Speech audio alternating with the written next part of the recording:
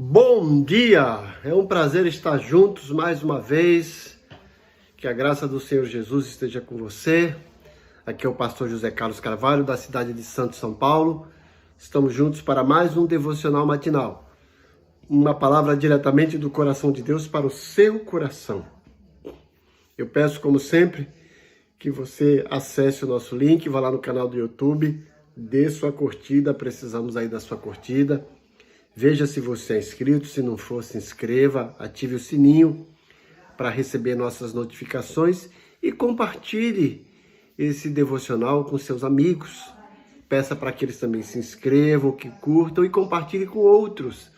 O nosso objetivo é que esse devocional alcance o maior número de pessoas possíveis, levando a eles uma mensagem de conforto, de consolo, de refrigério, de orientação da parte de Deus. Nós começamos ontem uma série sobre reflexões sobre igreja. Falamos ontem a parte 1, hoje vamos para a parte 2, o texto ainda na primeira carta do apóstolo Paulo aos Coríntios, capítulo 12, do versículo 12 ao 27. 1 de Coríntios 12, do 12 ao 27.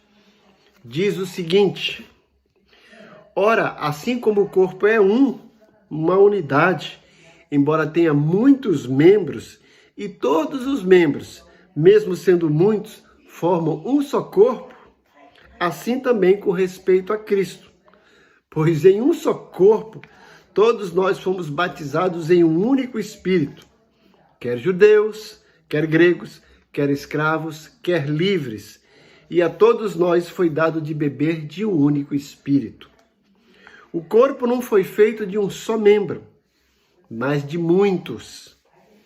Se o pé disser, porque não sou mão, não pertenço ao corpo, nem por isso deixa de fazer parte do corpo. E se o ouvido disser, porque não sou olho, não pertenço ao corpo, nem por isso deixa de fazer parte do corpo.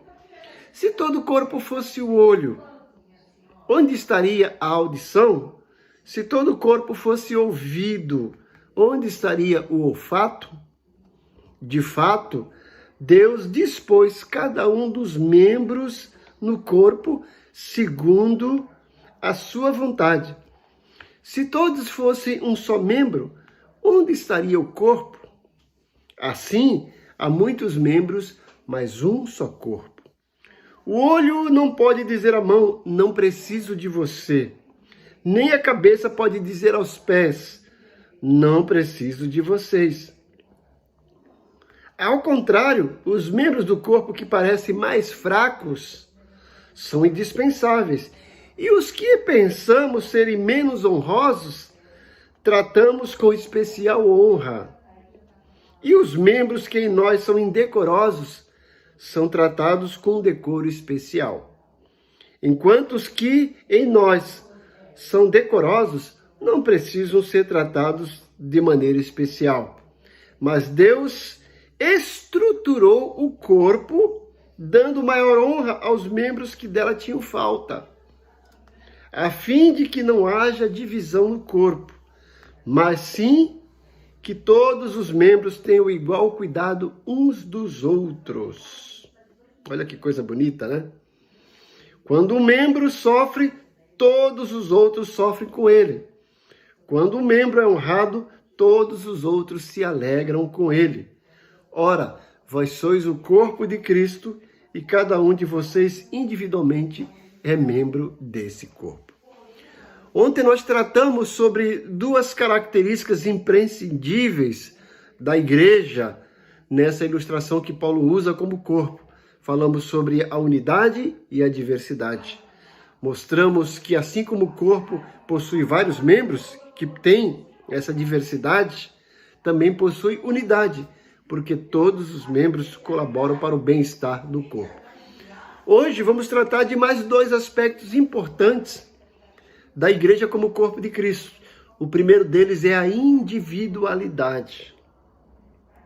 Veja aqui o texto que fala assim, olha, se o pé disser, porque não sou mão, não pertenço ao corpo, nem por isso deixa de fazer parte do corpo. Assim como no nosso corpo, cada membro tem a sua individualidade, e dentro dessa sua individualidade tem a sua particularidade, a sua maneira de agir. Na igreja também, cada membro da igreja como corpo de Cristo possui sua individualidade. Deus não é contra a individualidade, muito pelo contrário. Foi Ele que nos fez seres únicos. Não existe ninguém exatamente igual a cada um de nós. Cada um tem a sua individualidade, a sua particularidade. E Deus permite isso. Deus não quer retirar, sufocar, abolir a nossa individualidade. Muito pelo contrário. Ele quer que nós usemos a nossa individualidade. Como eu disse anteriormente, Deus não é contra a individualidade. Ele é contra o individualismo. Mas a individualidade nossa foi criada por Ele. Mas além dessa individualidade que a igreja tem como corpo de Cristo, em que cada membro tem os seus dons, tem os seus talentos, tem a sua maneira de agir, o outro aspecto importante na igreja, como no corpo, é a mutualidade. O texto aqui diz que uns cuidam dos outros, né? Tenham igual cuidado uns pelos outros, o versículo 25, a fim de que não haja divisão no corpo, mas sim que todos os membros tenham igual cuidado uns dos outros. Veja que em meio a essa individualidade surge outro aspecto importante, que é a mutualidade.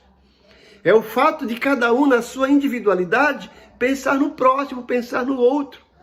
É o fato de cada um, na sua individualidade, não usar os seus dons, os seus talentos, a sua individualidade em prol apenas de si próprio. Ele pensa no outro.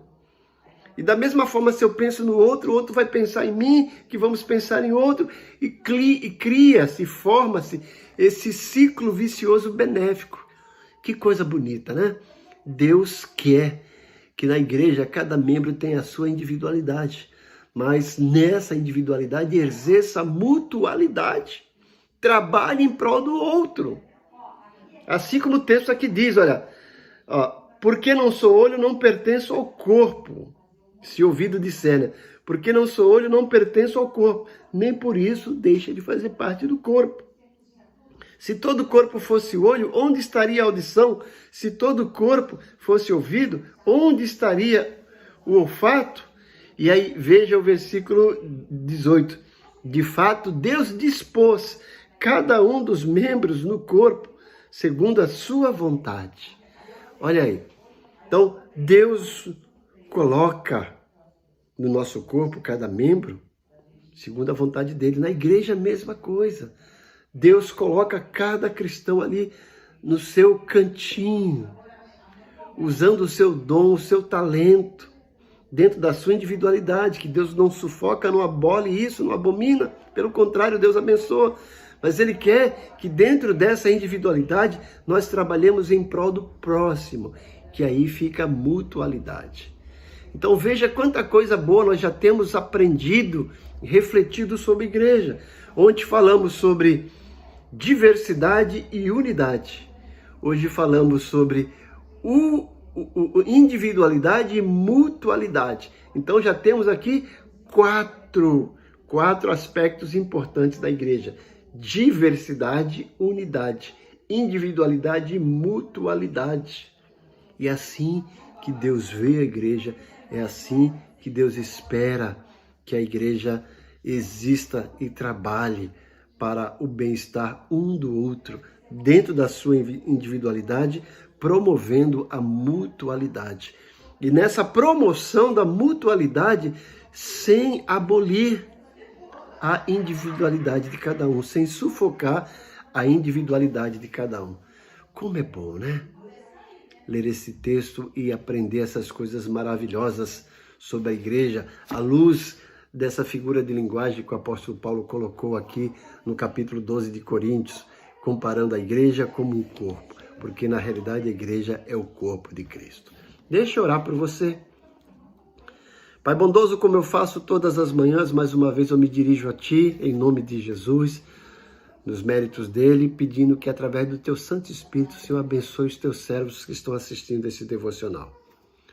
O meu pedido, o meu desejo é que o Senhor entre com providência, supra as necessidades deles. E aqui, ó Deus, que essa palavra venha surtir efeito na vida de cada um, para que valorize mais a igreja, que é a tua agência aqui na terra. E para que resgate a essência, o valor, as características, o perfil da verdadeira igreja que o Senhor plantou aqui na terra. Para que como igreja possamos te glorificar e como igreja possamos abençoar uns aos outros para a glória do teu nome. Eu te peço isso agradecido em nome de Jesus. Amém. Que Deus te abençoe grandemente. Que você tenha um dia cheio de realizações. Pense no próximo, né? Pense aí na mutualidade, sem perder a sua individualidade. Isso não é só na igreja, não. Isso vale no trabalho, na família, lá no clube, onde você estiver.